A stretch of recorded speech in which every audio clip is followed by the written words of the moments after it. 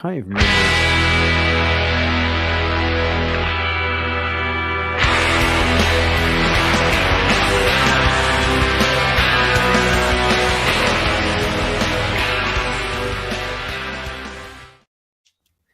Hello and welcome to Game and Nodes, a weekly podcast from independent validator teams, now sponsored by the Tillamook Country Smoker. Nearly got that right. I can't even get a joke right these days. That's what we're in. Bear market is one thing. Tariff war, trade war is another thing. It's been a very wearing week. There's a trade war? There's a trade war. Have you not heard? I heard it was hear- canceled. There's Yeah. just canceled just for a couple weeks, just for a So- couple months. So true story. I was talking to a friend of mine who's a journalist about the trade war, and while we were just chatting, they were like, "Oh shit, it's been called off. Trade war's over. Lol." And then they were like, "By the way, it's not really." And then I looked at like when they were like, "Oh yeah, it's over." I just didn't even look at the news. Went straight to like the candles graph and saw they'd all edged up by the 1%. I was like, trade war's over, we're back, baby. And then of course, like it's like, oh, but when we say over, we mean everybody's still getting 10% tariffs. And then it was like, oop, and then all red again. And I was like, damn, it's not over, dude. And he was like, is that just in your stupid ass crypto world? And I was like, it's just in my stupid ass crypto world. Yes, exactly. I'm sure it's bad out there in the real economy too. I'm sure we're all losing money, but right now line not go up, and it's bad. As an aside, what do you reckon the players? I read some like bullshit headline about how Liberty Financial were liquidating a bunch of ETH, and I was like, there has to be some kind of scam here, you know? Is that right? Who's Liberty Financial? I should know that. It's Trump's thing. Oh, Yeah. I did see that didn't they flash sale like $50 million of that Molina bullshit token or something like that too? They drove that thing into the ground. Yeah, I don't I know. think they It's finally probably- rugged it. Yeah. They hadn't already rugged it. No, I think they're a whole. I don't know. God knows. I ordered some server hardware 3 weeks ago from China, but it's on back order. Mm-hmm. And when the tariffs came up, I messaged them and I was like, "Hey, I'm gonna cancel this because I don't really want to pay like double the cost for the server hardware." And they replied and they were like, "Let's just let it wait for a few days because Trump's an asshole and we don't know what he's gonna do." I was like, "Yeah, okay." So you're finally joining Null and Serp's Masochism Club. Kinda, a little bit. I'm actually setting up home hardware because I don't want to commit to a data center, and it's gonna be like the low priority things that is gonna go in here, and then it's basically all the networking is gonna happen via the VPN in order to do like as least commitment as possible. You're doing test nets from your house. Is that what you're saying? Test nets are high priority. Test nets you actually have to have good uptime because they judge you for that. It's Mainnet, fucking you're true. in mainnet. Mainnet, nobody gives a fuck. So these are the Doesn't main matter. nets that you don't care about anymore as a business. That's what you're saying. It's totally Yeah, pretty much. Dude, that is so fucking true. I remember in like this is how, you know, how ahead people that are called Frey think, right? I remember talking to Ethan Frey in 2021. I think it was Cosmoverse 2021, and even then he was already like, "Yeah, for the low priority stuff, you just run it out of your garden shed, put it on an old server. Happy days." I was like, and There's still a ton of valves to do that, right? I remember Jabby running stuff underneath his desk for a long time. I thought Demi ran his Juno validator out of his house forever. Like it was on some. He always said it was like on some machine in the closet or something like that. Jabby was running it off of the home entertainment That's right. system in the living room, wasn't it? That's right. It crashed, and I remember him saying like, "Oh, it's crashed because it's running on the media It was center." like And I was like, Plex and osmosis. yeah. I was like, and he was like, no, That's seriously, right. it's quite a powerful computer, but it is in my house. And I was like, Shit's meant to be resilient. I was like, didn't you used to work for like AWS or some shit? Like, he's like, yeah, no. We're trying to pay for a home cinema. We're not trying to pay for expensive hardware. I was like, should have listened to that advice. then we would be sitting pretty through this tariff chaos. So Wait, so where are you putting that stuff? You put it in the basement or something? That shit's loud, you know. Let me go Like, grab what the actual hardware real quick, you know? so you can actually see it. Oh, is it like a? And then you, Is it like it's like a mini 140 PC that's like this big. Yeah. Oh, okay. So it's got like big fans on it or something like that. So it's not like it doesn't have those little 30 millimeter screamers or that kind of server shit, right? Okay, that's cool. Yeah. Yeah, that's So worth it. It's basically silent, but they're powerful as all hell, and they're cheap. Like you can get them for dirt cheap. Are they So- are they Epic or what are they? Or just Ryzen? They're just Ryzen. Yeah. And they're laptop Ryzen, but laptop Ryzen is like basically just as good. There's nothing wrong with running that shit out of the house. For me, it was always internet. Although I mean, for a while I had 2 routes out of this house because for another reason. But for another reason. But that was always the issue, is like just having something that's stable enough. And especially if if you have open ports and shit, that becomes a pain in the ass. Yeah, so that's why I want to deal with the VPN, right? So if I can basically peer off You of can my route it actual off. internal nodes. Yeah. But I am gonna get a second line dropped so that I actually have a business SLA. Yeah. So that I don't have to worry about it. Plus I'll have unlimited internet then. So and it's 1 gig up and down. Yeah. Good enough. That's plenty. Or even if you put signers at home, that's another good idea. Right. Something like that. Just keep keys local. Yep. Yeah. So That's fun. But you're right about the testnet thing, man. Nobody gives a shit in mainnet. I swear. Testnet, like, what the hell? mm-hmm. I mean, it is true that when you have like various things like testnets or performance testnets, I find they are the times that I am most stressed out and most attentive to like specific. I mean, fucking like, remember back in the day for like Cosmos testnets when we were running, we would sometimes be running a fucking Sentry on AWS for some of that stuff. Okay, that was pure madness. That was look. Sometimes now when I look at what's in the bank and I go, mistakes have been made. Which mistakes specifically have been made? The answer is usually AWS. But yeah, there's no but. But you got to care about testnets, right? It's just the nature of the beast. Especially in this day and age, right? I think that's one of the things that new validators underestimate. They're like, oh, I got into a mainnet, therefore I'm doing awesome. But really, once you get into mainnet, everything kind of quiets down, right? It's those testnets where you have to kind of show your chops and say, oh, I've got this RPC for you guys. Yins are going to love it. You're going to love it. Yep. Yeah. I think that, I mean, the difficulty I found with testnets is that in Cosmos, it's like, because especially in the early days, it was like a bit of a club. If you knew people and you'd met people, especially relatively early on, like you could kind of get into most stuff. Like, people basically get the idea that you're not like a Mickey Mouse operator in terms of technical chops, and you're kind of there. Like, all you need to do is actually show up, pull your weight, help out with documentation stuff, and you're good. But it's like in every, like that entire approach, obviously for obvious reasons, doesn't work in any other ecosystem. And then you're kind of like, I was talking about this with somebody else in with another validator the other day who mainly works in other ecosystems, and they're like it's wild when you're in an environment where there's sort of a barrier to entry and sort of not at the same time, like from a business perspective, when you're trying to get into testnets and things, because you're competing against like literally everybody at every level of experience, and there's so little filter other than having shaken somebody's hand still, which we all know obviously. But hey, that's this year. So there's been soft selling of Molina over $4 million a day, over and over and over. They think it's inside the team, just quietly rug pulling, just a little bit by a little bit. So, I can't believe it has that much liquidity. I mean, I don't know, but it's down 90%, 96% from all time high.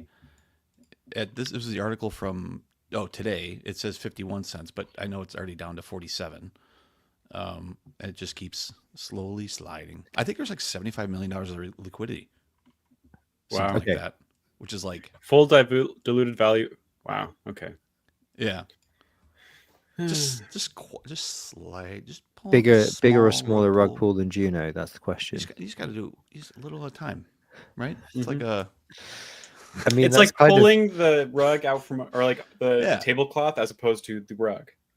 Well, yeah, well, yeah, no, you tablecloth. got to do it, but you're doing it slow, right? So like you're actually moving all the shit on the table with it That's until true. until everything Until falls it off all the falls edge. down. Yeah, Yeah. exactly, right. You're not just whipping everything out. You're just kind of slowly. You're like, how the fuck are we over here now? Wait, why is it we have 40 cents? Oh, because somebody's been selling off $4 million a fucking day.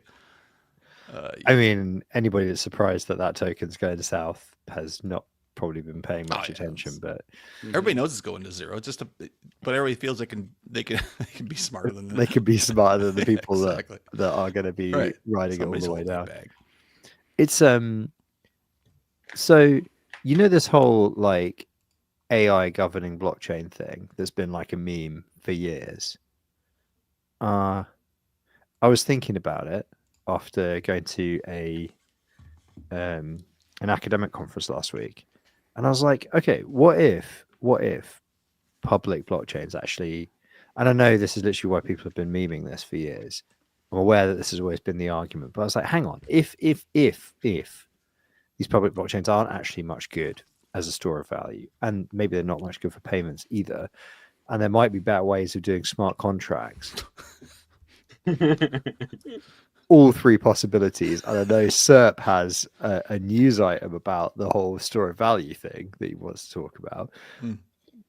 But actually, like I know it's also been a meme of this podcast that we've always talked about, like, what do these things do other than make validators get up in the middle of the night and create governance proposals? But actually, the one thing that you do want to create like a really public audience trail, and you don't care about privacy of any kind for, is automated agent governance. The only part of the whole AI on blockchain thing that really doesn't make a lick of sense is that all the people who are talking about AI on blockchain are still going, oh yeah, and you're going to need gas and tokens, and we're going to mint one. And it's like, oh, what?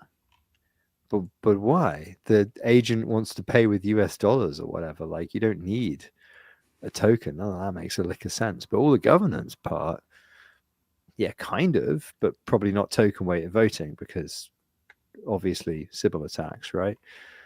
So I don't know, like maybe the whole governance engine with Byzantine fault tolerance makes a lot of sense in that case. Just like nobody's gonna get rich off of price manipulation for a native token by doing it. But maybe it does make more sense than I've given it credit for in the past. So there you go. That's me saying I'm wrong. I have no idea what the hell you just said. Yeah, I don't either. AI on blockchain may be good, but sadly no moon. but number small. But for the discerning validator twizzling their evil mustache, like if my hypothesis is correct, right, a native token doesn't matter. Still means you need infrastructure. Still means you need people to run those nodes. They're probably just gonna be paid in a more boring way. And hey, I'm Captain Boring. Here at Envoy Labs, we like getting paid for boring work. We love it. So I'm into that. Yeah, But you need to nodes run. well, why would AI be on blockchain? What's the point? Just the governance of it, basically. Because like the one thing that governance the one thing that blockchains do seem to be able to do, DAOs more specifically, they do seem to arrive at a form of socially governed consensus, which is interesting, right? It's interesting that even something like Terra, right, which fucking collapses, can relaunch. That's kind of fascinating, right? I mean, the token's worth nothing afterwards, but you go like, okay, there's something about trust in these systems that can be achieved. Can you do that without the shitcoin, basically? Can these systems be useful for governance without the shitcoin? That's the question. Can these DAOs work with? Because if they can just work with a US dollar treasury or a stablecoin treasury, then you're away to the races. I mean, like our DAO, the Game of Nodes DAO, It's just a stable coin treasury. We just Right. use it for some basic stuff, right? And Yeah. it actually is quite useful. We use it for useful things. But you apply that logic to like loads of other things that you might want to semi-automatedly govern and that might want to conceivably interact with simple smart contracts or financial primitives. AI is, to be fair, one of them. Yeah. So I just don't think you need the shitcoin part, but I think you do need the DAO part. But what does that do? Is that like creating guardrails on like what part of No, that? so it's not governance in the sense of like, you know, the what's the is it what's the is it Asimov's laws of whatever that I'm thinking of, you know, where it's like you shouldn't kill a human. Those I'm not talking about Yeah. governance in that sense. Yeah. I mean, like, is this action legitimate, or should this new model be deployed, or is this I don't use AI because I'm a fucking Luddite. So, you know, like, I mean, governance in a more boring social consensus kind of way, like putting constraints around like what smart contracts it can interact with, like what its interaction surfaces and blah blah blah blah blah. Mm-hmm. Not like has it tried to take the nuclear launch codes? Because obviously, if it's done that, we're in Terminator 3 anyway, or Terminator 2, or in fact, I don't remember every Terminator after Terminator 1 involves the nuclear launch codes, doesn't it? So, from memory, Does 2 involve the codes? isn't that what it was about? No, you're right. I don't 3 think is it where does, right? 3 is where no 3, yeah, because 2 is about they come back from the post-apocalypse, don't they? But it all happens before. 3 is where you see it happening. You see Judgment Day. Mm-hmm. 4 is post Judgment Day. Although it's a very bad film, but I don't still. remember it. So Terminator Salvation is the one where Christian Bale had the meltdown on set. You remember the really have you not heard it? It's amazing. Show Oh, me. is it? I'll Did find somebody it. audio record it? Oh wait, maybe Yeah, I yeah, did hear about that. yeah. The audio was still on set, and so All right, it's just like Christian Bale in full But like he was method acting meltdown, just being right, like right. He just was being like screaming at the director. I forget what was he pissed about though. It was something. Somebody dropped I think somebody dropped like a mic boom or something in the middle of a Right. take, and That's apparently it had been a really bad production, like Yeah. really disorganized, and he just like explodes. Fucking lost it. And they're just like, there's like cut out. It's just a mic boom, and he's just like, "I'm not, calm down," kind of thing. It's like his minute 30, just like rant, and like he names the director, and there's like, oh Listen, we've all had those days. yeah. Mm-hmm. But there's I think his Family Guy had a great bit where they just like you can guess what happened. Like Peter's just like in the set and like a boom falls down and he just like repeats verbatim the entire rant and then storms off. And they felt they put that one out really shortly after it was like a meme. It's like fair play, that's actually a really good joke. All right, I found it. I'll put a link in the notes. Wait, what True did that have story. to do with AI? Which one has the nuclear codes? Who has the nuclear codes? Christian has it. That's the one. So Bitcoin and gold. Yeah. Yeah.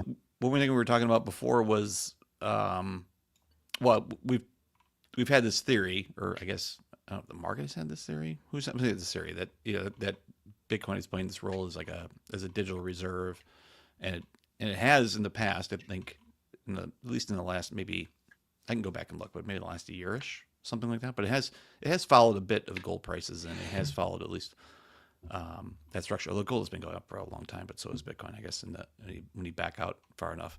But it was interesting. I was just looking at just in this tariff situation, just how much those two have diverged, and there's huge influx into gold right now. I think the price is over 3,200 USD, something like that. 3174 right now, and which I think is That's per ounce. Yeah, which I think is like 2.5%, 2 or 3% since this whole hubbubaloo started. Whatever it was, 10 days ago. I'm not sure how long have we in this. It feels like it has, it feels like it's been months, but I don't think it has been. Yeah. It's been a lot. It feels like it's been a long time. It's been like 5 days, right? I know it was last week. What's the film? Is it Interstellar where they go down to like the planet where Matt Damon is, and they think it's been like an hour, and then and they come back, and the guy's been like, it's been like 30 years. Oh, yeah. That's a great scene. Yeah, when the guy's just been spinning. The guy's just sitting in that scaffold, just spinning around 30 years, waiting for him to come back. And they're like, "What the fuck?" Do you remember? Do you remember like when that film came out? There was like a brief. There was a brief and delicious period of memes where they were all just the the really intense docking music where they're trying to dock with the spinning spaceship where it's out of control, and it was just things that were spinning, and they had like some guy that like fired off a fire extinguisher while sitting in a desk chair, and he's just like spinning really fast, and there was like a cat hanging on like a, what's it called, one of those ceiling fans, like it was trying to climb up onto the ceiling fan to get, and it just kept slipping back down, and it was just like it was just like really intense music, and that's great. So anyway, great meme. I think this last few weeks, I think we've seen, or I don't know what it was. I thought it was like 10 days ago, whatever the fuck. But we have not seen that those have been at all correlated, and so I think it is interesting. It's something that we'll probably talk about again at some point. But it is pretty interesting how maybe different types of risk drive investors in different ways, or maybe it has nothing to do with that at all. But the idea that like, hey, these tariffs might get us into a little bit of a spiral here. We might have a recession, and is Bitcoin a store of value during a recession, or is even that's too much risk, and so therefore our like traditional holders would then run back to gold or something similar to that is a more traditional store of value, like that they don't feel has the same amount of risk associated to that. And well, so I guess it is a store of value, but maybe not the same. Maybe it's a different level of risk structure. I clear it's a different level of risk, but which we always said that, right? It's like not even the same fucking thing. But I think the market has tried to look at it and say, hey, this is a digital gold, so therefore it's gonna follow that same structure in terms of as flows go in and out of the market. And maybe this last couple of weeks has put that to a test a little bit. Yeah, I mean, okay. So before I say this, I'm obviously way out of my lane. I'm not economically literate or sophisticated enough to really pursue this thought too much further. But it would be really interesting to have somebody sufficiently literate to talk about what's happened with stablecoin flows during this time, especially US dollar, right? Because the thesis on stablecoins, especially like, okay, if you hypothesize that there are people with whether or not it's an agenda anybody is certainly any of us necessarily agree with, but if you hypothesize that there are people who have a thought out agenda somewhere behind Trump's plans, all of their various forms, and they've basically gone, hey, in exchange for you personally enriching yourself, we get to carry out our economic agenda. That's the hypothesis, right? Is that behind the scenes the guys have said, hey, we want to deregulate cryptocurrencies. Good news, that means you can rug pull a bunch of your supporters and make a load of money. And he's like, let's go. And then he's like, well, I love tariffs. And they're like, well, we want to revalue the dollar and re-onshore some silicon, some semiconductor manufacturing, so that when China invades Taiwan, we don't lose our strategic access to microprocessors. So, and he's like, but I get tariffs. And they're like, yes, calm down, you get tariffs. And what we're thinking is we would like Denmark. And he's like, Denmark, no to worry. And they were like, okay, we'll send JD Vance to Denmark. Then maybe they'll go independent, and then we can just say, hey, we're going to take your semiconductors. Amazing, thank you. Sorry, rare earth metals. But like, you've got to assume that there's like some kind of policy, right? Mm-hmm. Joining all these things up behind the scenes. And his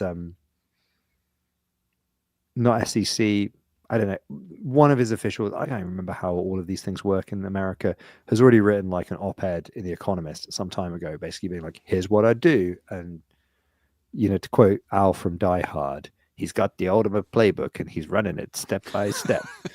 Yeah. Well, until they capitulated on the tariffs, like they were basically Well, just running the playbook that they had said in the open they were going to run. but Is they my said they're going to understanding. run. Yeah, Yeah, we'll just keep increasing this until somebody blinks. until somebody blinks, right? Yeah.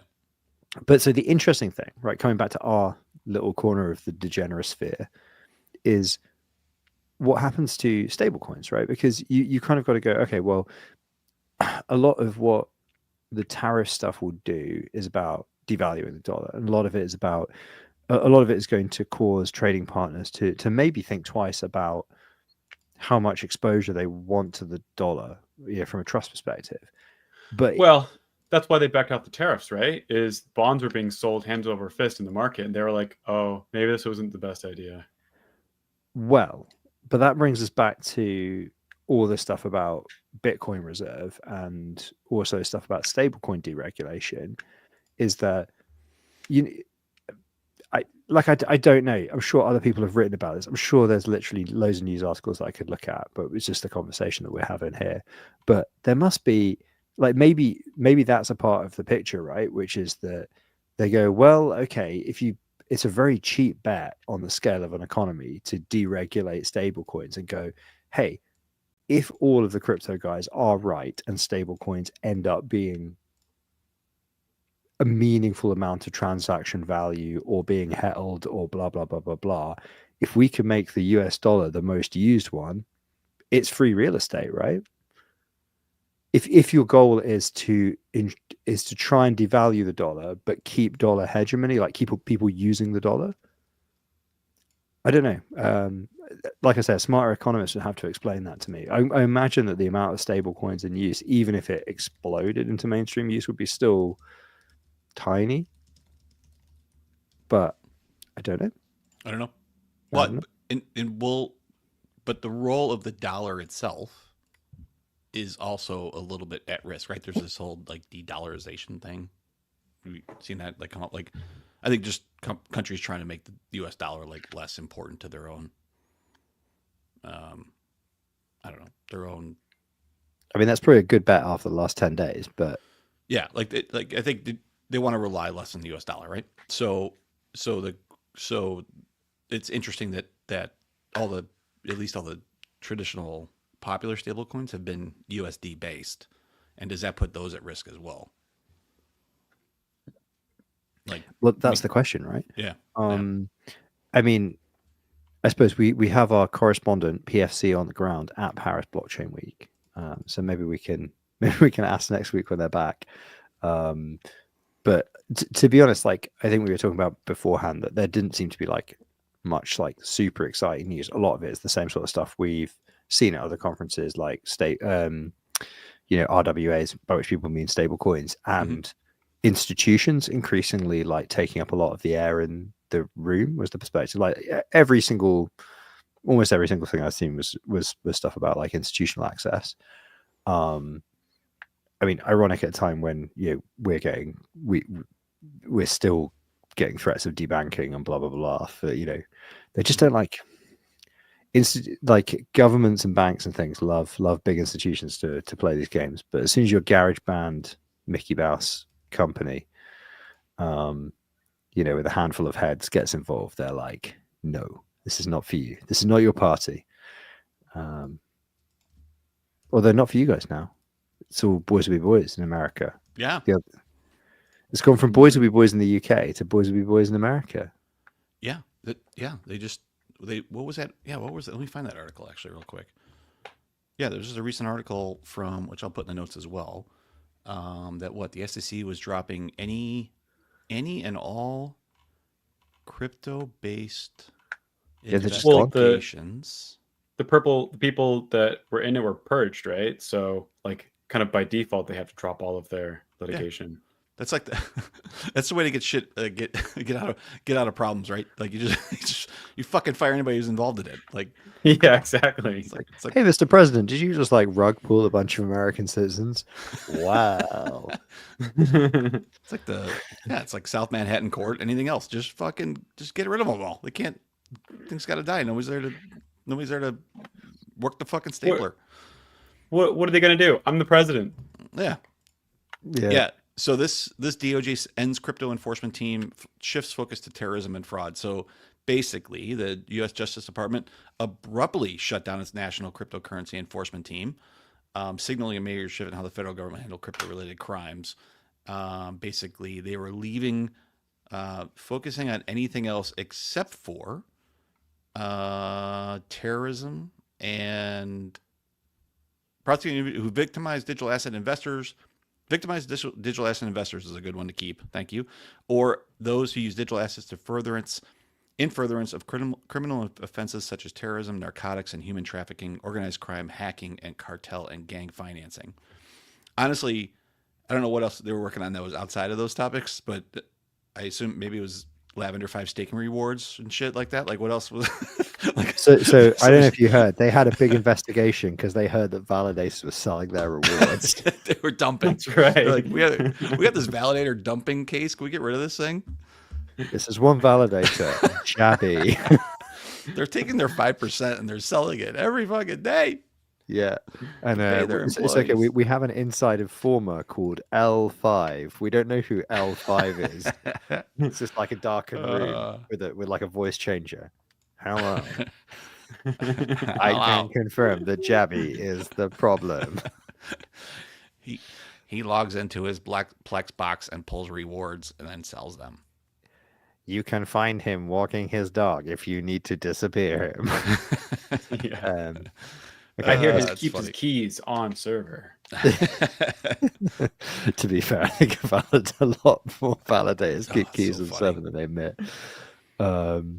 There was I was pulling no data the other day because I was trying to find out monthly distributions for a bunch of Cosmos networks just to test. I just had this like hunch about some random thing, and I was like, everything, all the data's on the blockchain. I can just look this up, and then it turned out that because of validators pruning, no, I fucking couldn't. And then I was like, it's okay. I'm pretty well connected in Cosmos. I'll just find an archive, and then I couldn't find archives, and then I was literally just like, it was just literally because of a conversation I had when I was on campus, and then I ran into the person again like a few days later, and they're like, "Oh, did you find out the answer to that question?" And I was like, "I couldn't get the data easily, but I'll look it up." And they were like, "Couldn't get the data easily," and I was like, "This is again one of the academics versus the rest of us type things where you're just like."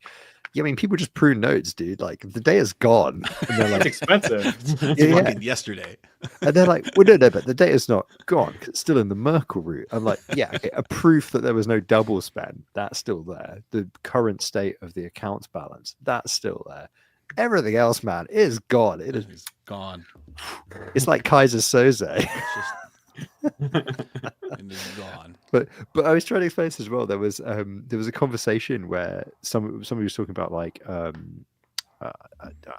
ledgers, right, and the constraints to them. And it's like, well, ideally, right, you need all these ledgers like Ethereum. They don't grow at a fixed size.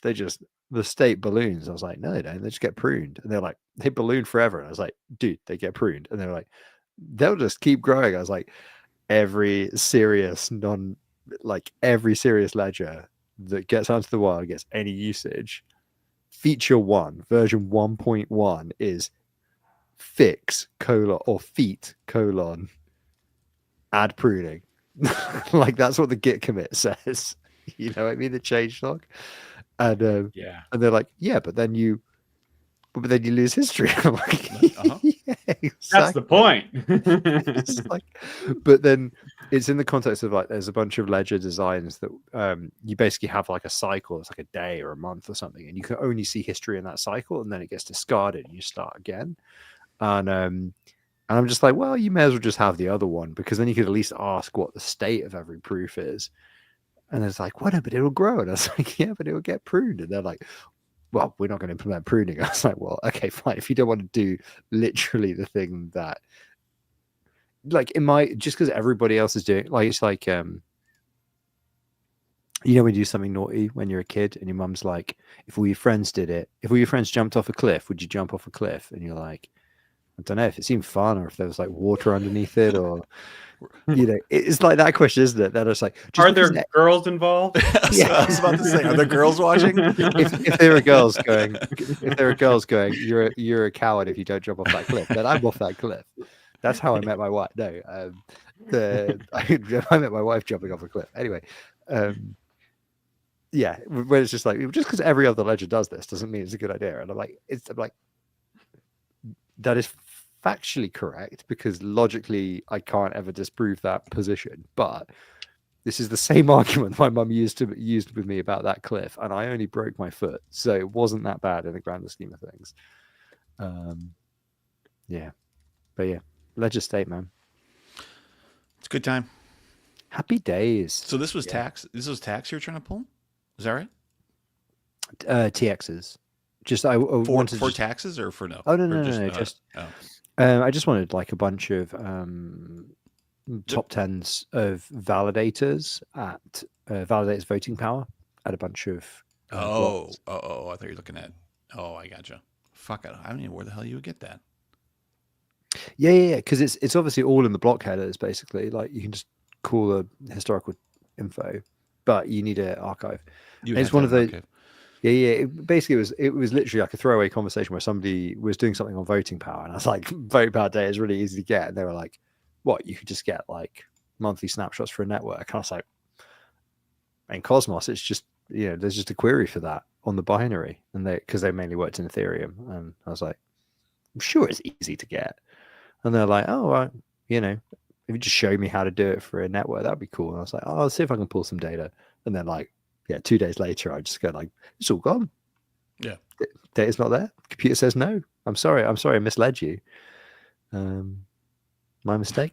Computer says no. Computer says no. That's a good reference. It's an old one at this point. Everything's an old reference when you get old, isn't it?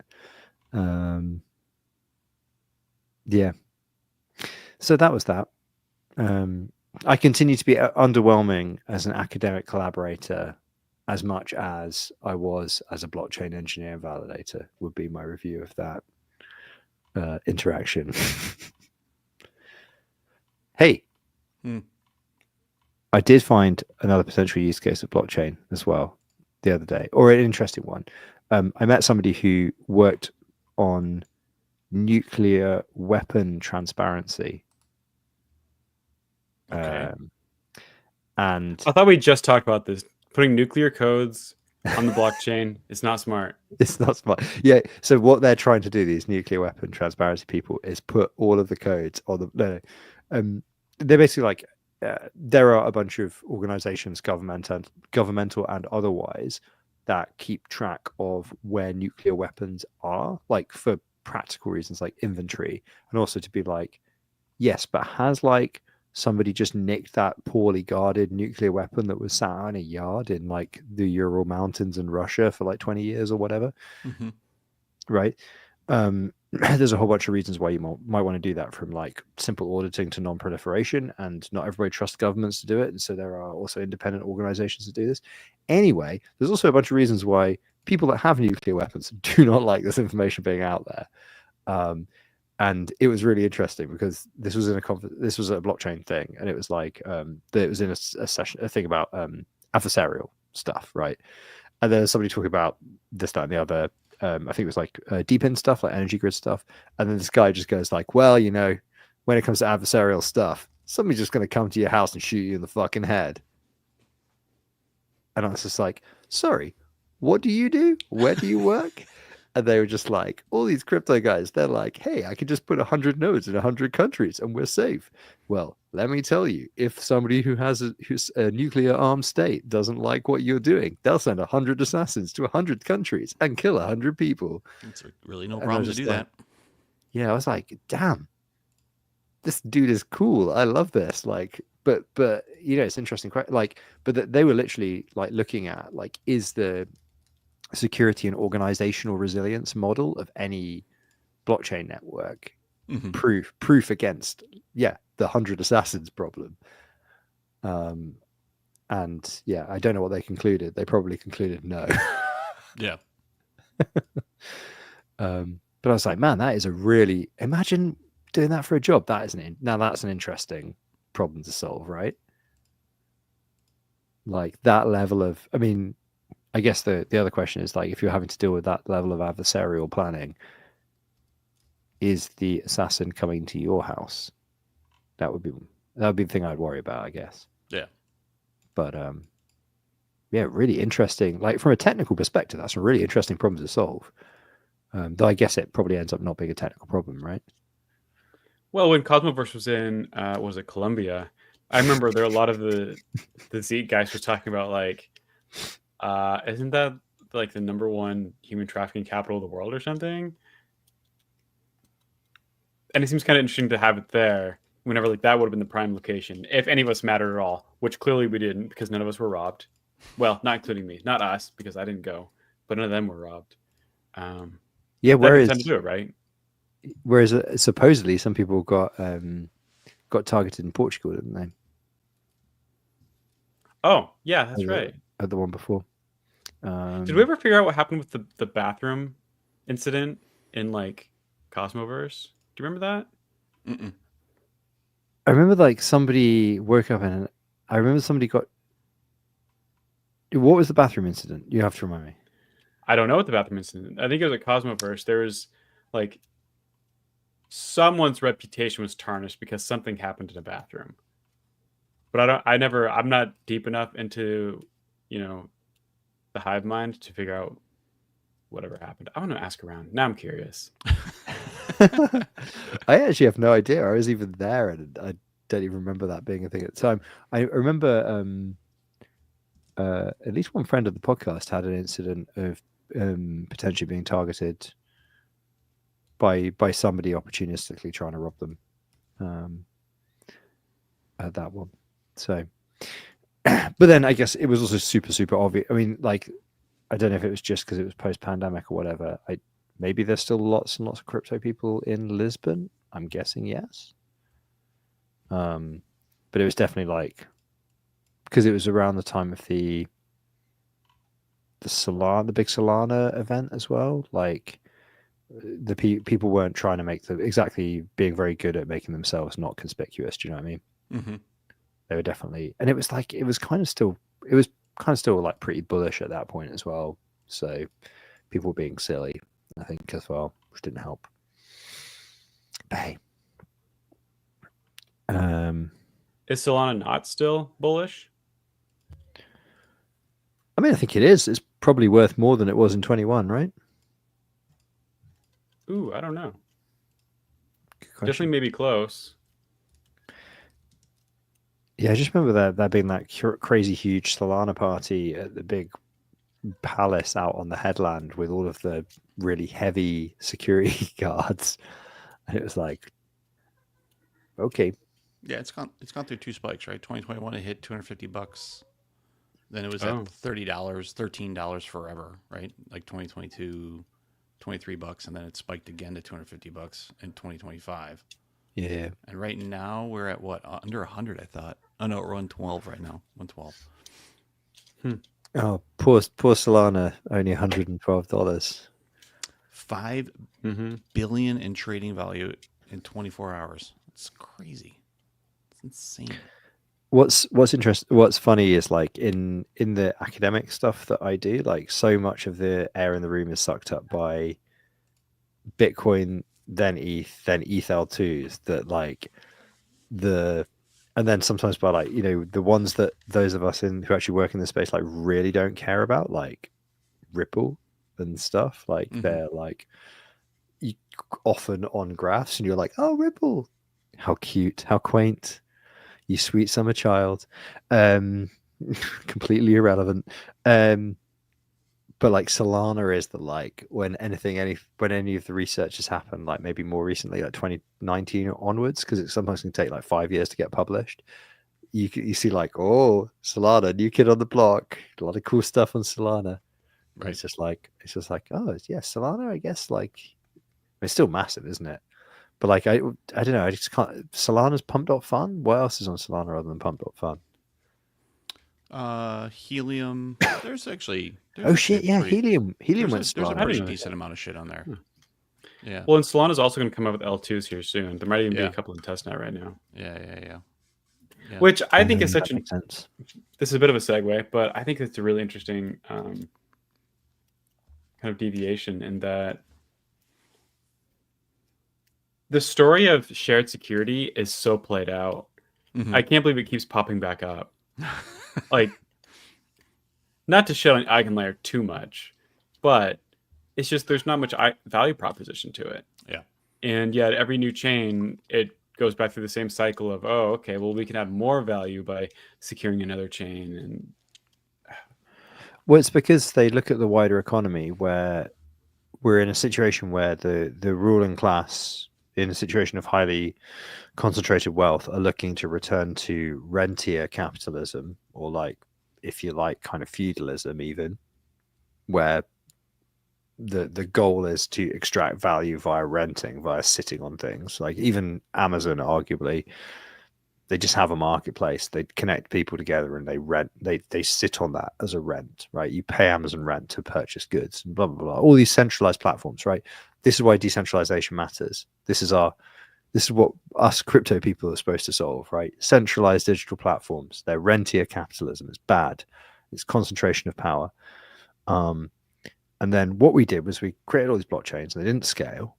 And so then we went, what we need to do is create rentier capitalism on the blockchain by adding more value to the home chain and giving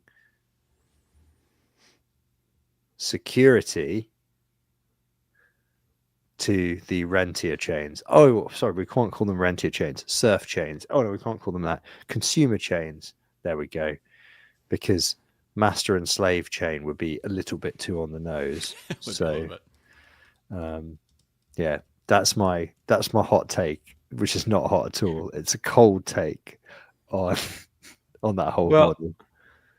But like you said, it's keep being reinvented, right? It's so weird. It keeps being reinvented, but kind of in the same imagination. Like Polkadot, great. They come up with it, fine idea, whatever.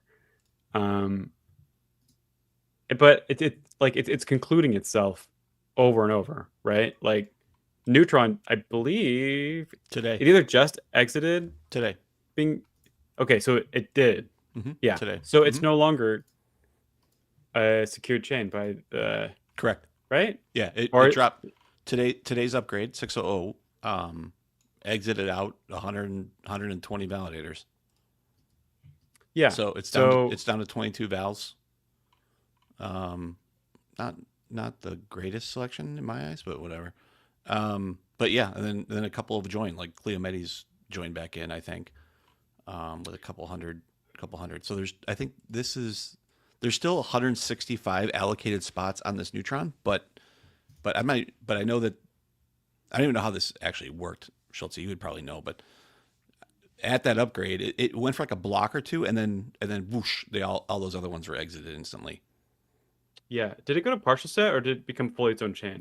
I think it went its own chain, is what I thought. But because I thought the Neutron team made decisions on who was going to be in that list. They did, which is also another really interesting discussion. I'm seeing more and more that validators are starting to get paid USD values to validate on a network. Neutron's doing that. What do you mean? As opposed to each validator that you see that's listed there, they're getting $3,000 a month for doing so. USD, like USDC. Plus rewards, or plus the actual stake, or what are they doing with that? Good question. I assume it's maybe I don't think. Oh, it looks like inflation isn't going because none of them are getting rewards. Oh yeah, maybe. So maybe that might have been turned off, eh? Yeah. So just 3,000 USD, which, I mean, that's great. I would it's do flat. That for 3,000. Yeah. It's basically like just turns into like an RPC contract at that point. Yeah, basically. Don't lose the keys. Which I think is, I don't know. I kind of like that. I like that idea. I like the transition of being paid in potentially valueless coins and just getting paid in USD. But it's emblematic of a big change kind of in the ecosystem in my mind. Well, I mean, we were just talking about with PVW, right? Say it again. What? Well, Perch Blockchain Week, all these events where Oh. the air in the room is being sucked up by institutions and stablecoins, right? The Yeah. the Ah, got it. pipeline of shitcoin experimentation to it's okay, just use stablecoins. Like that dirty secret pipeline is in full swing. Yeah, that's a good point. That's kind of there's the no reason. conclusion, isn't it? So is there actually, are these getting rid of the mint on here? Do you know? I don't know, but you can look at them. I just looked at them. They're none of the validators are getting Yeah. So commissions, despite they have commissions listed, but they're not. I guess that explains the reason that nobody else has joined.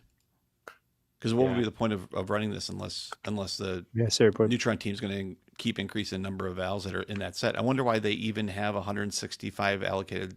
It must be a proposal coming to reduce that. Yeah, presumably. Yeah. You would think. Oh yeah, I mean, that on-chain just APR, becomes proof of 0.0. authority, right? It basically is POA at that point. Yeah. It is, yeah. Although it's weird because I mean, if there's no rewards, then there's no reason to stake, right? No. There's no staking of that, which means this stake But here. people clearly are. I mean, I can't tell. I mean, for the most part, all these number of delegators, the top one has 7, and this actually changed over 12 plus hours ago. Well, maybe not. It was like 10 a.m. this morning Eastern. So there's a small number of stakers in here. And who's Occlusion? Is that they haven't signed a single block. Good job, team. Occlusion, isn't that like Zaki? Yeah, it's Zaki, isn't it? Yeah, it is Zaki. Cool job. Good selection. I like Zaki's this. just like Genius, you're fucking wankers. You'll never see me again. Fucking, I guess 3,000 a month ain't enough to sign a block. it's you gotta do better than that. 3,000 gets you one block. Yeah. It's like when I do a fractional due diligence contract, and you're like, oh yeah, that budget will give you 1 day of retainer a month, and then they like call you up on the first of the month and like, can we have you on the 10th? He's like, yeah, I'll sign 1 block on the 10th. Pleasure doing business. Click. For 3,000, we sign 1 hour a day. What? And that's a good deal. That's right. You're getting a real great deal. Right inside the slashing parameters. Slashing parameters minus 1 block. I mean, yeah, it's all kind of interesting, isn't it? But then, like, I guess that's the because it gets really it gets more interesting, I think, if the chain did have inflation turned on, right? Mm-hmm. And staking, but the validators got no commission, but they were paid a flat rate. Then you have an interesting situation, right? Where I think maybe the economic incentives don't begin to not align, particularly if there's like a bull run or something. But I mean, it's also back to we're in the Cosmos ecosystem. Like we're like a real bull run, like a 2021-22 bull run. It's like the bit from the end of Titanic where the lady's like, it's been 80 years. You know, like other ecosystems, like they have like a little spike every year or something at some point during the year, like energy just builds up, it's all bubbling and something happens. But yeah, this is so weird. So there's 10-second block times. That's really long. 10-second block times. I assume by design. There is that's another interesting discussion to be had, because there's been more and more 10-second block time chains coming up. But anyway, yeah. Keep going. So a sign block window. What's another one that's 10 seconds? Sorry, Serp. I know you. Okay. You need to Celestia is one. Yeah. Celestia is even 11 or 12. Lava is another one, and then there's one more. But Hack, maybe? I didn't realize lava was so slow. Celestia has that subchain thing though, right? Because doesn't it run like a subchain where like it performs some sort of transaction at like a really fast rate, and then it somehow goes back to the L1 to finalize or something, kind of similar to Ethereum L1, L2? I don't think so. No? Oh, I thought there was a fast way of doing that. So yeah, so oh wait, I'm looking at fucking Babylon. Never mind, I'm a fucking moron, dude. Babylon? Apparently, Babylon's another 10-second one. Babylon has 10-second block times. Is that right? Yeah, 10-second block times, and then 10,000. The signing block window is 10,000 blocks at 60%. So you need to be down for 4,000 blocks at 10 seconds is 12 hours. That's not too bad, actually. And there's a 0% downtime thing. That's cool. There's Nice. more and more of those. I mean, at this point, I think we can conclude that tombstoning doesn't really work. No, I love talking to new teams about that, and they get all huffy about it. They're like, "Sure, it is. It's a big deal." I'm like, "Okay." It's like, okay, every major tombstone event in the Cosmos ecosystem has been reverted, but whatever, keep believing it.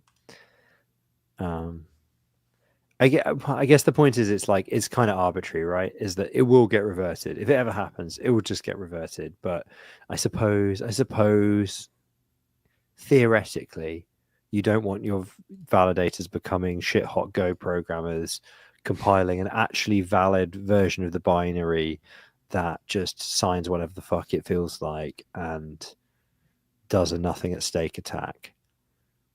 But I think the number of validators that could actually do that in the ecosystem is probably under 5. Yeah. Maybe. And I think all of them would get That's busted. generous. I think it would be, everybody would be busted so fucking fast.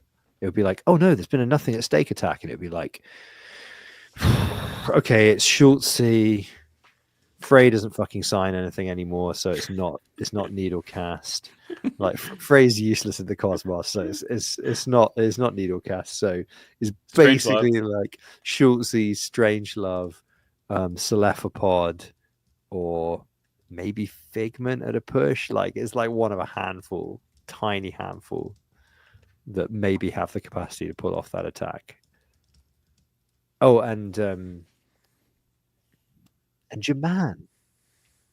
Jabby. Friends of the podcast. Oh, obviously Jabby, if Jabby was still validating more chains, of course. And friends of the podcast. Skip as was. If they still run that. I don't think they run validators though. No. They used to do that. What happened Did to your they? audio?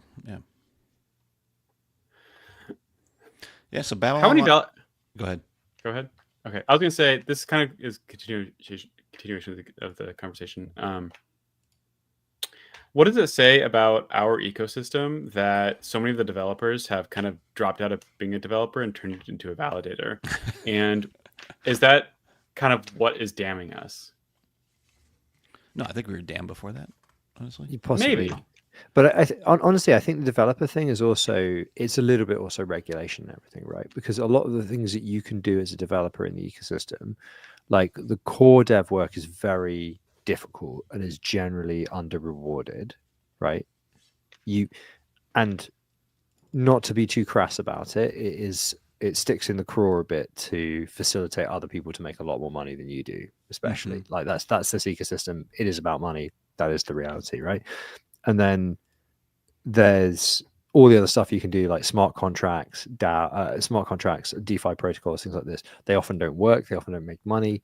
When they do, quite often the money is being made or the value is being locked by some other protocol, unless you're the ones running the chain. That's what we saw with the stuff that we launched. So, like, the incentives aren't there. Like, it just comes at the end of the day, it comes back down to running a business, right? Like, validators don't always make money, but they at least have some kind of a business model that you can predict. You can do business development. You can blah blah blah. The developer model is just difficult, right? Unless you just want to go work for Osmosis, which you can do. I think obviously Interchain Labs are hiring currently as well for the hub. So you can go and work as an individual contributor if you want to do that. But the model doesn't work so well apart from that. I think if you're more entrepreneurial, the option is much trickier, I think, in Cosmos. I don't know if that's just because of low total value low market cap. I don't know. But, I mean, we were talking but about sure, so you're right. I mean, it definitely says something about the ecosystem and something not good. We were talking about with Eric as well, because it's like not just developers, but like everybody who's selling something in this ecosystem as a service of some sort now runs a val to say, hey, you guys have these tokens sitting around. Instead of taking stuff out of the cap table, just put these tokens to use. It doesn't matter. Might as well be us versus L5, right? Like, and then we'll provide these other services as a discount based on blah blah blah. And obviously, there's a structure to that because they're not going to lose money on that, right? But in their eyes, to the team, they're offering a way to be able to have services for free, in essence, right? Because otherwise, if it's not going to you or I, it's going to them, and who gives a shit, right? Because they get a different service, but we provide services as well, just a different way of being able to provide those. So I think, and then some of those, I think, Zelda does a good job. Some of these other ones do not. Like they really poor jobs. But I think it's going to be more and more popular.